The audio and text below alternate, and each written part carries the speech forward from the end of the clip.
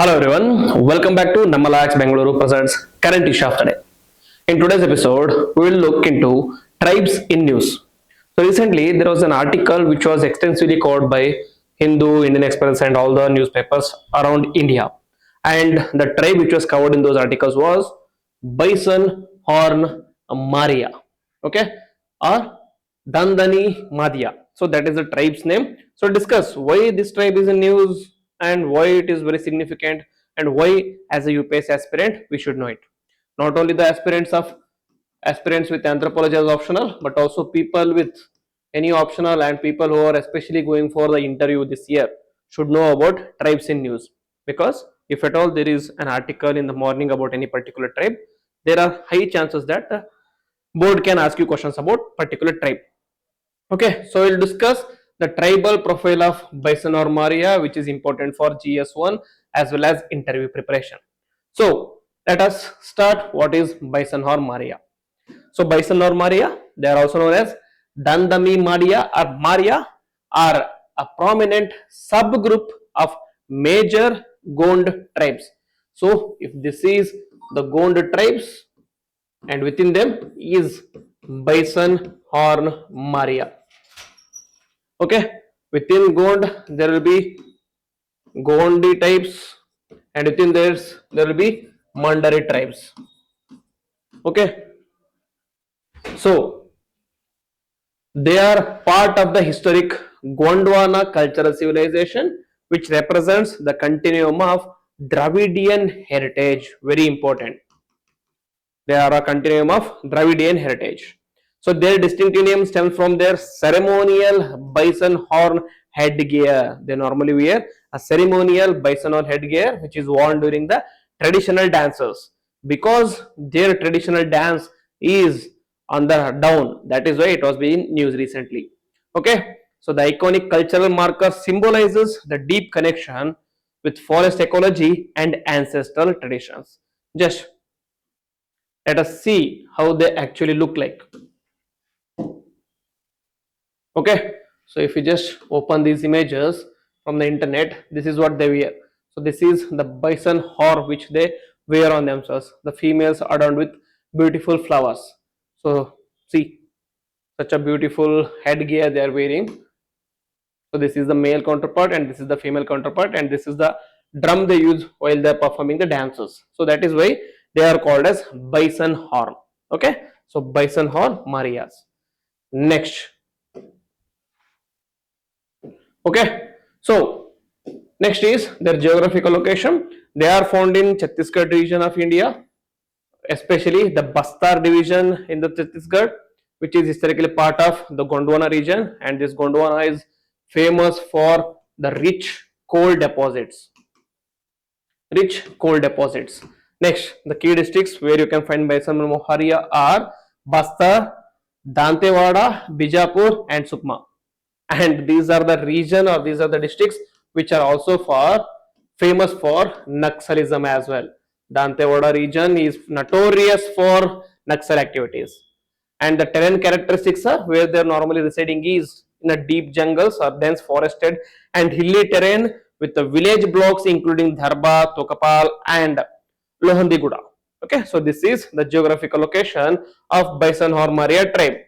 Next, ethnic and anthropological identity. Okay, first is the tribostock. As I told you, they belong to the Gond community of the Dravidian origin, which is one of India's largest tribal groups with a rich historical legacy spanning many centuries. So they are part of Gonda larger tribes.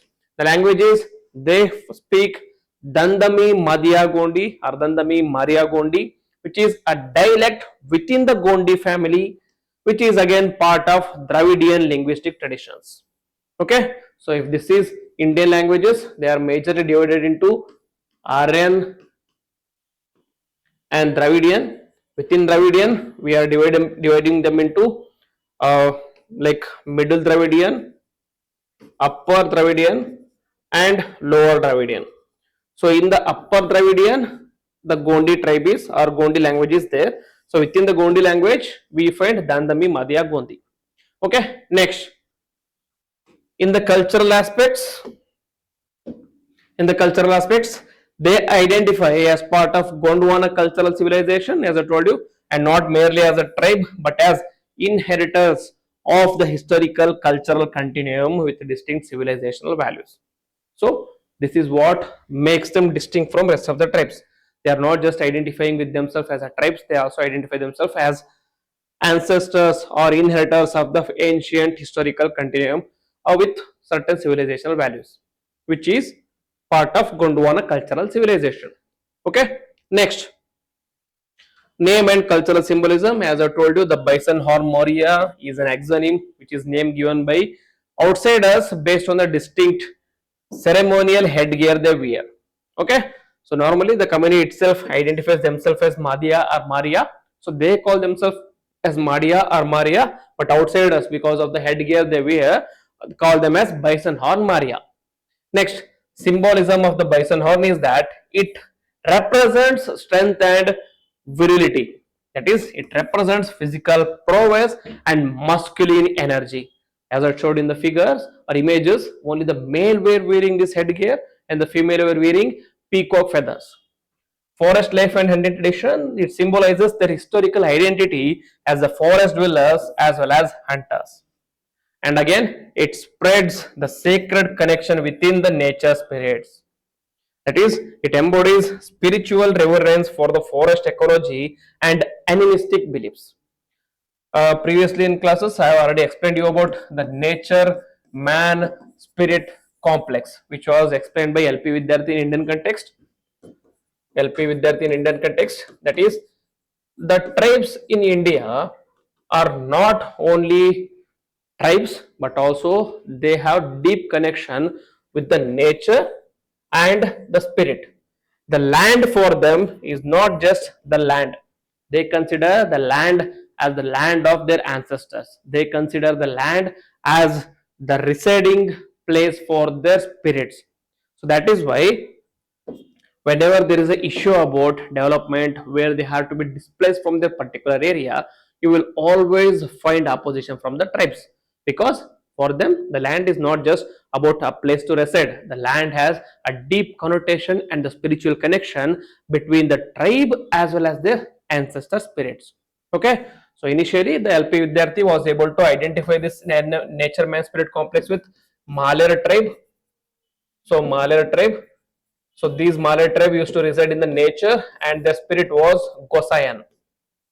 So any activity in the particular tribe has to be done with a worship of Gosayan or with a permission of Gosayan, which is the spirit. In this particular case of Bison Horn Maria, they also have connection with the nature, and that nature or the land shares identity with their spirits. Okay, next, social organization and the gender dynamics. There is a clan based society and these are divided into totemic clans. Very important. People with anthropology as optionals might have already known what is this totemic clan. So totemics or totems is any symbol or any image or any item such as birds, animals, etc., to which a particular community has deep reverence and acknowledge themselves with the particular totem. So for them this totem is almost as a god. So the clan which is worshipping a particular totem are called as totemic clans. Within the tribes there will be different clans. For example, if you talk about the Ramayanas, before the Ramayanas, normally the tribes in India were divided into Raghuvamshi, and Suryavamshi. What is this Raghuvamshi? Raghuvamshi are the worshipping moon. Okay, whereas Suryavamshi were worshipping sun. So for them the totem is moon and sun. So again, in with respect to this Bison Horn Maria, for them bison is the totem. Okay, so and within those clans, marriage within the same clan is strictly prohibited. Okay, so there are marriage regulations. Under this, they follow strict exogama system, meaning if this is one single clan, marriage within the particular clan is prohibited, but they can marry with different clans. So this is exogamous identity. So what is endogamous? For example, we can give about caste system in Hinduism. Caste system in Hinduism, normally what happens is, again, the things are changing now, but normally what happens in endogamous is people are bound to marry within a particular caste only. They will find within the caste only. So this is endogamous, but with the clans, especially in the tribes, it is strictly exogamous, meaning you have to marry outside of the clans. Okay, ensuring social diversity as well as inter-clan solidarity. Okay, so this is like exchange of female, okay, is part of marriage, but also it helps in exchange of working hands, because a clan which is sending their women into another clan as a bride, they will be losing two working hands. So in order to compensate, this clan will result in sending another female for marriage into another clan, so that they will get another working hands. So there is a cooperative theory as well. Okay, next, the village governance, the village councils, very important. So here they are bound by the village councils, which play a crucial role in dispute resolution, community decision making, and maintaining the social harmony. So relatively egalitarian structure prevails here. So in the governance, it is not completely hereditary or not completely unorthodox. They have a structure which is mainly under the control of village council. Women's status. Women enjoy comparatively higher social autonomy than in many caste status societies, with a significant participation in economic activities and community rituals. Okay, so normally in most of the tribes, what happens here is there is gender equality is present in most of the tribes. Okay, so this is what is seen here as well. Higher social status compared to other major religions. Next, livelihood economic base. So they follow traditional agriculture along with the supplementary activities and collection of minor forest produce. What is the traditional agriculture they follow? They follow shifting agriculture, or also called as slash and burn agriculture, which is also called as zoom cultivation. Okay, they will go to a particular area, they'll cut down all the plants there, and then they will grow some crops there, and once the crop is grown and harvested, then they will burn it again, then they will shift to another region or another area to harvest. So they follow shifting cultivation, but now because of the government restrictions, they are moving away from the shifting cultivation to traditional agriculture. Okay, cultivation adapted to forest terrain as well as seasonal cycles, and the supplementary activities they follow is hunting, which is mainly ritual and symbolic nowadays because of the forest laws. They are not able to, or they are not allowed to hunt as they wish, and fishing in rivers and streams as usual it is allowed. And again, majorly they are dependent on the forest produce, the minor forest produce, that is collection of forest produce such as tendu leaves, which is used in bead making industry, and then mohua flowers or mahua flowers, which is a nutritional and economical significance for the tribe, and tamarind, which is a key forest produce for income. So the forest serves as both economic sustenance and spiritual foundation for this Bison Horn Maria tribe. Next, the religious belief. So the religious belief and the worldview, it is not the traditional Hinduism here. It is not traditional Hinduism here. It is instead a tribal religion which is present here. So the supreme god or deity is Buddha Dev.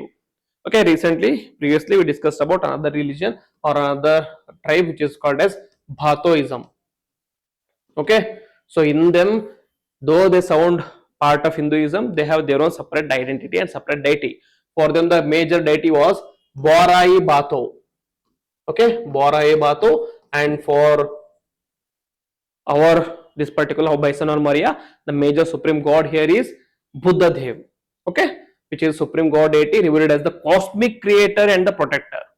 And they also have belief in nature spirits, as I told you, belief in spirits inhabiting trees, hills, rivers, and sacred groves. And then Danteshwari Mai. Who is this Danteshwari Mai for Bison Horn Maria? A powerful regional goddess, which is a patron deity of especially the Basta region. Okay, if you consider the overall tribe, the major deity is Buddha Dev, but if you consider the clan or the sect of tribes which is residing in particular Basta region, for them Danteshwari Mai is the powerful regional goddess.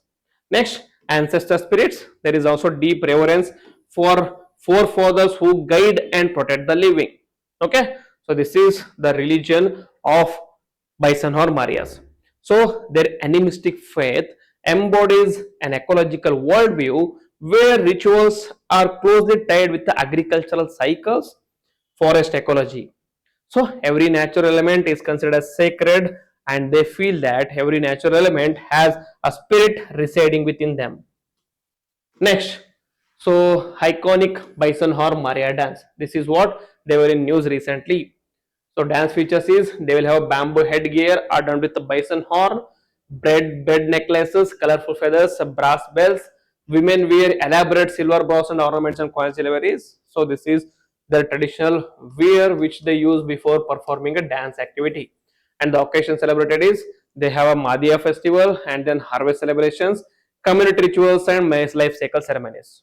Okay, so life cycle ceremonies in the sense birth of child or child attaining the menstrual cycle or the child getting married, and then after that them getting a birth of a baby, and then they attaining their life end and they attaining the death. Okay, so these are the life cycles. So on these occasions this Bison or Maria dance, the famous dance, is performed by these tribes. Okay, so the contemporary challenges is about forest rates and displacement. As I told you, because of developmental activities and economic activities, there is ongoing struggles for the land rights, forest access, implementation of the Forest Rights Act of 2006, which provides for four kinds of rights. Four rights. In these rights, one is the user rights, other is the title rights. It is with respect to this title right is where most of the tribes have an issue. How to establish the identity, how to establish the title rights, how to establish who owns a particular land in the forest regions has become an issue. And along with that, they have joint forest management rights, and also they have right over minus forest produce. Okay, so these are the four rights which is provided under Forest Rights Act. Those rights are provided, but the problem is with respect to their implementation. Next, impact of mining operations. Expansion of mining activities in mineral-rich Basta threatens the traditional habitat, water sources, as well as forest-based economy. Next is with respect to security operations and conflict. As I told you, this region is also famous for Naxalism. So, region is prolonged exposure to security operations and conflict has disrupted communities' faith and created socio-economic vulnerabilities. And finally, the modern education and migration. That is, the younger generations of Bison or Maria are more exposed to the modern education. As a result, they are not willing to go back to their traditions. So, which is creating hurdle in the continuation of their particular faith and their traditions. Younger generations face the dual challenge of accessing the education and employment while preserving the cultural identity. Migration to urban centers is increasing. As a result, the culture is diminishing. But despite these pressures, the cultural practices like Bison Horn dance remain resilient, symbolizing the community's enduring spirit and determination to preserve unique culture for the future generations. So there is a few things for us to learn from these tribes. Despite the issues, what we have to do is we have to preserve our culture so that our future generations is not devoid of our cultural identity. Okay, so this is about Bison or Maria. If you have any doubts related to this particular topic, write down in the comment box. Moving forward, we'll cover most of the tribal regions or tribals which are going to be in news. So with this, I will end the video. Jai Hind, Jai Karnataka.